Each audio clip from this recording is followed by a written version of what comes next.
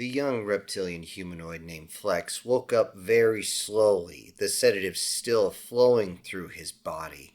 As he moved his head, he looked over to see a Virexior hospital medic made her way over to check on him. Flex was confused. Wasn't he just on the front lines? What's going on? The light into his reptilian eyes hurt a lot as she checked, but he still could barely move thanks to the sedatives. The hospital medic that was called by his new friends the humans called a hello nurse put some data into her pad, double-checked him again, and moved on to another. He could see in his peripheral vision a whole bunch moving around, yet he wondered still what was going on. Inside his brain immediately went, what in the 7 layers of hell is going on? Slowly, over time, the sedatives wore off and he could move his head a little bit. Looking around, he was amazed to see most of his unit in cots all over the place in every direction. Some even sitting up and chatting with others, but he couldn't understand what they were saying too well. He examined everything as one of these hello nurses checked on him periodically. Once he was able to speak as the sedatives fully wore off, he tried to ask questions. However, the hello nurses were far too busy to chat, not to mention it was difficult for him to put words together. Turning to his right, there was his teammate, still asleep. He could see that one of the teammates' limbs was just gone. His upper appendage blown off at the shoulder. Not a huge issue, as it would regenerate over the next year, but still, that's going to be rather painful for a long time, and the teammate would be screaming in pain right now if he was awake, especially as the nerves slowly rebuild themselves. As he moved over and looked to his left, he could see the officer in charge. Flex knew that his actual commander had been killed, atomized by a random explosive projectile, so this left his lieutenant, Lieutenant Dane, in charge, though it doesn't look like he's going to be giving orders to anyone anytime soon. The lieutenant was also heavily sedated, as both of his lower appendages were just gone. Flex could only imagine what type of cursing he would say if he had to experience the pain of his legs being torn off like that. Without anyone on either side to talk to, Flex just had to lay there for hours. Hours that seemed to fade in and out. Hours that turned into days as more wounded were brought in. He could turn just enough to see them being taken by. Every once in a while, one of these hello nurses to come by, but they were far too busy for anything. Eventually, though, he was moved to another facility, this time a hard facility instead of the tent he was in, where another member of his unit was actually placed next to him. Gling looked over, peering through the long mammalian fur that covered most of his eyes at Flex. Looks like you want to ask me something. Flex. Yes. How are we still alive? The last thing I remember is the Magetter forces and our lines. I was, oh, calmness, my friend. You appear to have taken a rather hard concussive force to the brain. I mean, given all the explosives they use, you probably got knocked into something immovable, and yeah, that probably is what caused that problem. Flex thought for a moment about the concussive blast all around him before awaking inside the mobile hospital before he got here. Gling continued, take a few deep breaths. Then talk slowly so you can organize your thoughts. Flex did just that, breathing deep several times, trying to focus. My memory stops as the Magetter bastards charge the base. Could you insert the details I am missing? Gleck snorted, but not in derision. It was actually his canine species version of a grin of all things. Gling then took a deep breath. Simply put, it was the humans. Flex opened his eyes really wide, so wide that his injury began to hurt a little more. Gleck continued, I know. I would not have believed it if I hadn't seen it with my own 4 eyes. They might be a new species to our side of this conflict. However, thanks to their fresh perspective and, of course, their tactics, can be the difference between obliteration and the chance to see our families again. Flex could see that Gling was caressing a strange armband.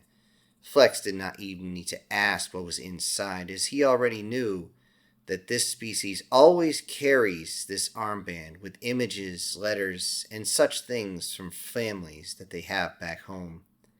Flex asked, How? How? Glip just turned and says, It was beyond belief, actually. We had only sent the message 40 standard minutes prior, stating that the base was about to be overrun. We all paused as the translated human voice simply said, We're coming to help. Just stay alive till we get there.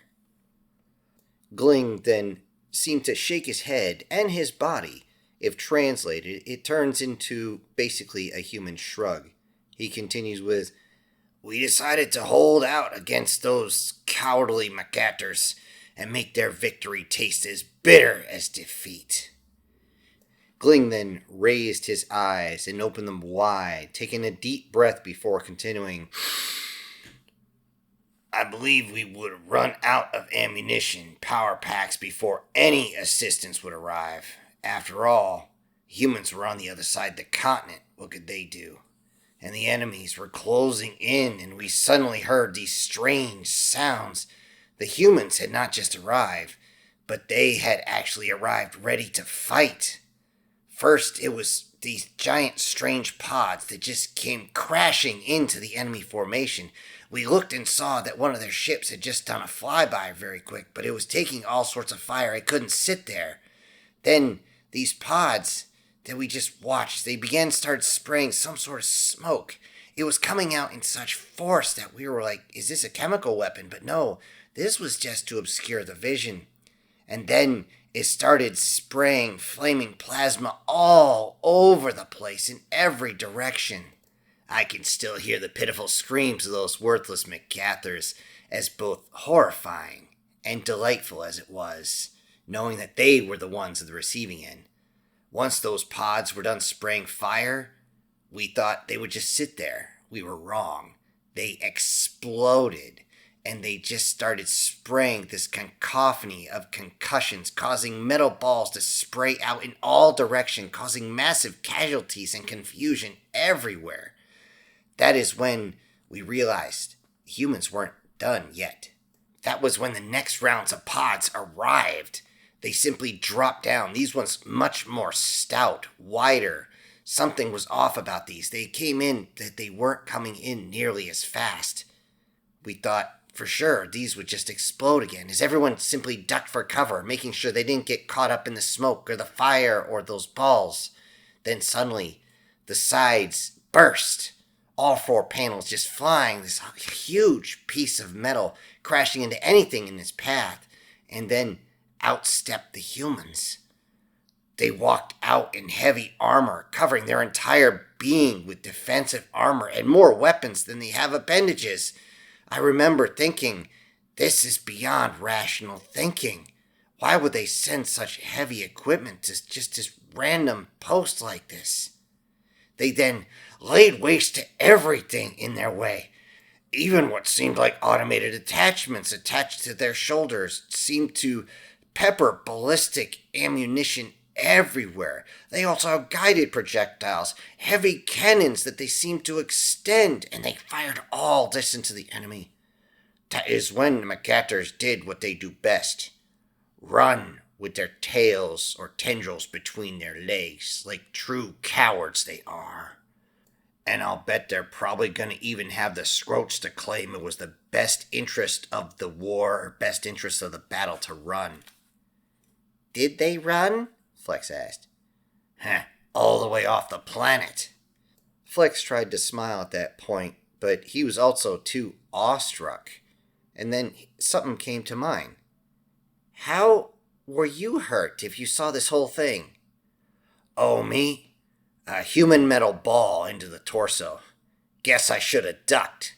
After saying this, there was a cacophony of different styles of laughter around the room, and Glick realized that he had an audience. All in all, it was a complete victory.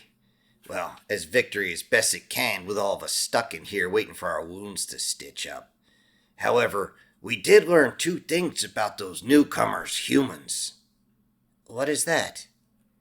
Well, 1, if they say they're coming to save you, they're coming to save you. And they're coming no matter what. If they have to run through the fires of all 7 layers of hell, they're coming. And the second? Oh, that's simple. Only call humans if you want to kill everything. Hello everybody, this is Syntax. Thank you so much for joining me today on this quick short story. Before I go, I need to send out some special thank yous to a few of my supporters, and those will be Erica Gem, Brian Kemp, SS Demon, Chris Dixon, Guardian Sage, and Sir. Thank you all for supporting the channel. Everybody else, I'll see you on the next one. This is Syntax, punching out.